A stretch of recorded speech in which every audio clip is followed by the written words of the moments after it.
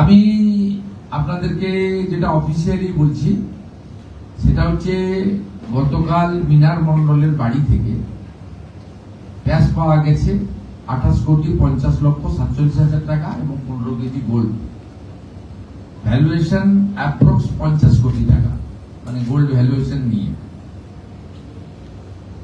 এরপরে মিনার মণ্ডল এবং তার ফ্যামিলি মেম্বার ওপেনলি বলেছেন যে তারা ওই নিকনেম টুলু মণ্ডল, ওই ওর আসল নাম নিজামুদ্দিন মণ্ডল লাগিয়েছে, নাজিমুদ্দিন মণ্ডল,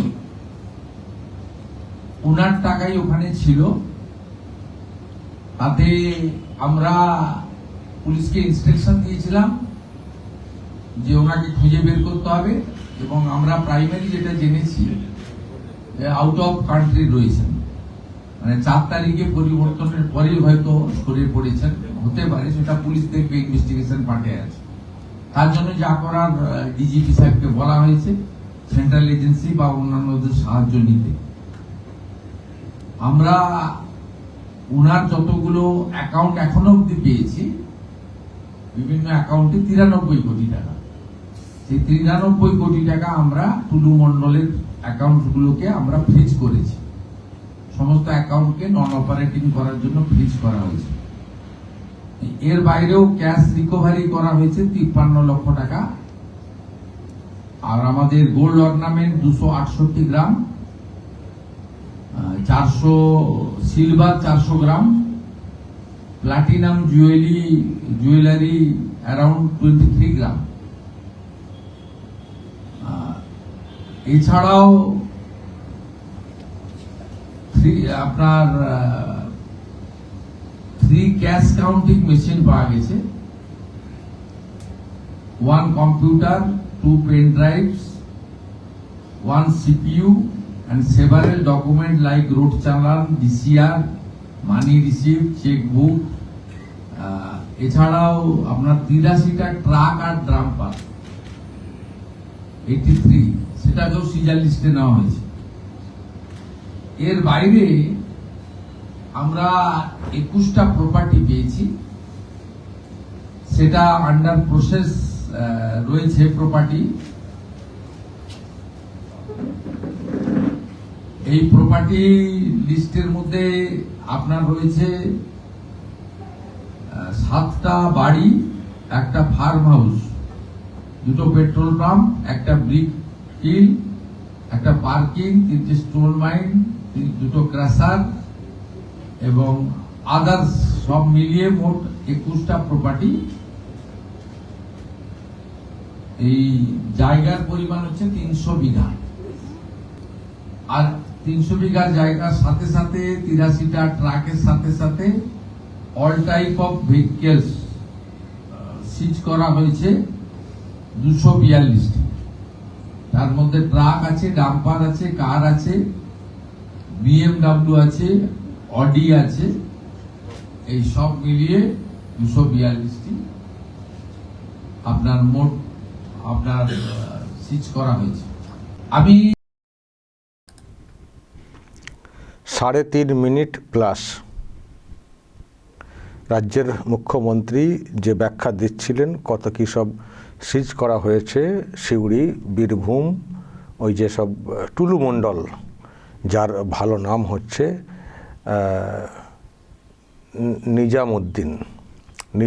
নিজামুদ্দিন বা নিজাবুদ্দিন। তো তার ওই আত্মীয়ের বাড়িতে রেড করে, তারপরে তার নিজের বাড়িতে রেড করে, এসব করে কী সব পাওয়া গেছে, পুলিশ কী সব সিজ করেছে সেটা বলতে গিয়ে হাঁপিয়ে ওঠার মতো একটা অবস্থা। 3.5 মিনিট ধরে উনি ব্যাখ্যা দিলেন। 300 বিঘা জমি, 250-র মতো সব গাড়ি টাড়ি, ট্রাক, অমক তমক 85 না কত বললেন। তারপরে 15 কেজি সোনা তো ওই আত্মীয়ের বাড়িতে উঠে এসেছিল, ওনার বাড়িতেও পাওয়া গেছে, নগদ পাওয়া গেছে, ব্যাংক অ্যাকাউন্টে 93 কোটি এইসব। আবার ওই জায়গা জমির মানে মূল্যায়ন হলে কত কি দাম টাম হতে পারে সেই সব যুক্ত হলে জানি না কোথায় ঠেকবে বিষয়টা। পেট্রোল পাম্প, খাদান, তারপরে 7টা না 6টা বাড়ি, মানুষ ঘুমায় কি করে এত কিছু থাকলে? আমি শুধু ভাবি এত টাকা পয়সা এত কিছু নিশ্চয়ই সেগুলো মেনটেনের একটা ব্যাপার থাকে, তো তো ঘুমান কি করে এত কিছু থাকলে? নিশ্চিন্তে ঘুমোয় বাড়িতে? তারপরে তো এটাও তো ভাবনায় থাকবে যে এখন আছে, যেহেতু ওই গত সরকারের আমলে হয়েছে, তো তখন সরকার ছিল, তারা নেতারা যারা সব ছিলেন তাদেরকে সাথে রেখে করেছেন, তাদেরকে ওখানেটা পুষিয়ে দিয়েছেন।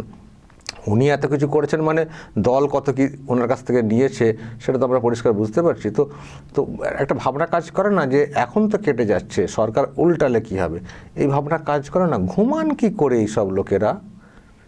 আর রেজাল্টের পর থেকেই নাকি ওই গণনার দিন থেকেই নাকি আউট হয়ে গেছেন, বিদেশ চলে গেছেন, রেডিই ছিলেন বিদেশ চলে যেতে হবে। আমি জানি না বিদেশেও টাকা পয়সা পাচার করে রেখেছেন কিনা। এখন যদি এখানেই এত কিছু এখনও উদ্ধার হয়, তাহলে বিদেশেই বা কত টাকা, যেহেতু ওনাদের মধ্যে একটা ভাবনা ছিল যে সরকার উল্টে গেলে থাকতে পারবো না, তাহলে নিশ্চয়ই সেই মতো সব পাচার করে রেখেছেন। তো পুরো লুট করেছেন, পুরো লুট। শুধু একটা ঘটনা, একজনের ঘটনা, টুলু মণ্ডল। কত বড় বিষয় দর্শক দেখুন। আপনারা এত কিছু জানতেন?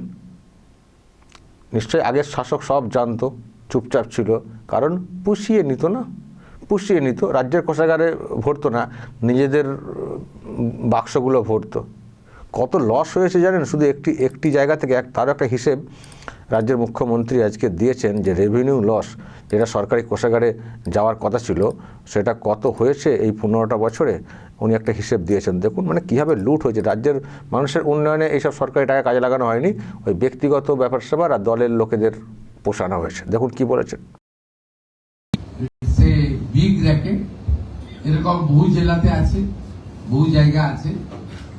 আমাদের সরকার যে কমিটমেন্টের উপরে এসেছিল যে ক্র্যাকডাউন করব এবং যা আইনে ব্যবস্থা নেব এবং এগুলো সিজ করব, অকশন করব এবং যা যা লাগাবো, এবং এই যে হিউজ মিনিমাম 1000 কোটি টাকা একটা আইটেমে একটা জেলা থেকে রেভিনিউ লস, অর্থাৎ গত 15 বছর যারা সরকার চালিয়েছেন শুধু একটা জেলা থেকে একটা আইটেমের উপরেই 15,000 কোটি টাকা পশ্চিমবঙ্গের জনগণের রেভিনিউর টাকা, যেটা দিয়ে সরকার অনেক উন্নয়ন করতে পারতেন, চাকরি দিতে পারতেন, সেটা লিকেজ হয়েছে।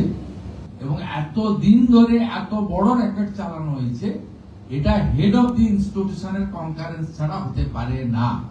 বিগ একটা আইটেম একটা জায়গা, এখান থেকেই বছরে 1000 কোটি টাকা লস, তাহলে 15টা বছরে 15,000 কোটি লস। বুঝতে পারছেন? ছেলেখেলা কথা, এই টাকার অঙ্কটা ছেলেখেলা কথা।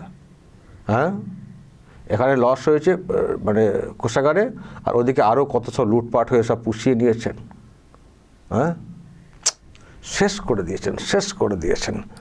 তবে এখন দেখছেন এইগুলোকে মানে ধরা, এই যে বিষয়টা, সেটা কিন্তু পুলিশই করছে। এই পুলিশই খোঁজ পেত না বা খোঁজ করতে দেওয়া হতো না, এখন কিন্তু পুলিশই এই কাজটা করছে। আজকেও দেখলাম পুলিশের কাজের মানে প্রশংসা উনি করেছেন, কালকেও করেছেন, আজকেও পুলিশের কাজের প্রশংসা করেছেন। ঠিক কী বলেছেন একটু শোনাই।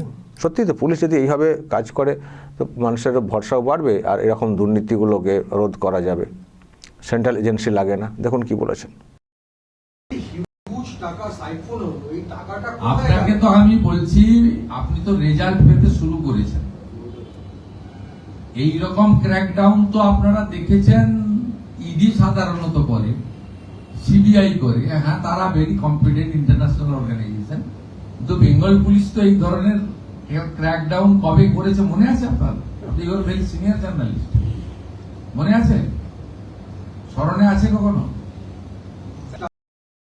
মানে এত হিউজ একটা একে ধরা, এটা সত্যিই মানে এত বড় রেড, এত কিছু বাজেয়াপ্ত উদ্ধার করা, সত্যিই সাম্প্রতিককালে আমরা কবে শুনিনি, আমি আমার জীবনে শুনিনি। ইডি সেন্ট্রাল এজেন্সি ওর ক্ষেত্রে করেছে, সেগুলো আমরা শুনতাম, পার্থর বাড়ি থেকে টাকা উদ্ধার ইত্যাদি।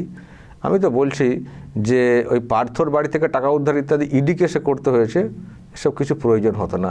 যদি পুলিশকে তার মতো করে কাজ করতে দেওয়া হতো, এই পুলিশই এইসব উদ্ধার করতো, পুলিশই এইসব উদ্ধার করতো, পুলিশকে কাজ করতে দেওয়া হতো না। কিছু অযোগ্য পুলিশ অফিসারদের উপরে রাজ্যের দায়িত্ব রাখা হয়েছিল, সেখানে তাদের সঙ্গে সেটিং থাকতো পার্সেন্টেজ, আর ওই যেমন বলতেন উপরের লোকেরা তেমনভাবে চলতেন। পুলিশের ঊর্ধ্বে ছিল, কাজ করেননি, যোগ্যদেরকে কাজ করানো হয়নি। আবার অনেকে হয়তো কাজ করতে তারই মধ্যে চেষ্টা করেছিলেন, তাদেরকে চাপে রাখা হয়েছিল। যখন এই ফ্রি হ্যান্ড দিয়ে দিয়েছেন বর্তমান মুখ্যমন্ত্রী, তখন ফটাফট ধরছে সেই পুলিশই অ্যাক্টিভ।